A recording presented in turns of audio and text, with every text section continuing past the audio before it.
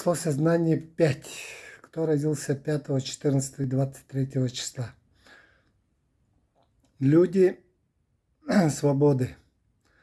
Из-за свободы они часто меняют свою работу, часто меняют свое место жительства, города, страны.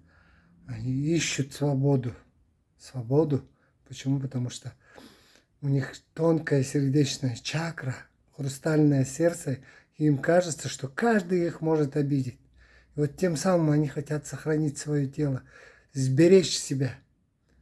А в самом деле это очень коммуникативные люди. Люди, которые очень быстро все продают. Люди, которые могут выстроить любой бизнес. Люди, которые могут масштабировать все, что есть на этом свете. Люди технического интеллекта в IT-сферах могут реализоваться.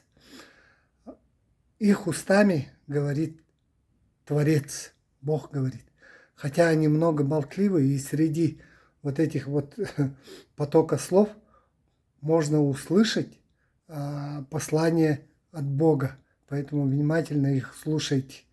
Внимательно слушайте. Если у вас есть вопросы, если у вас еще что-то непонятно, можете записаться на консультацию. Благодарю.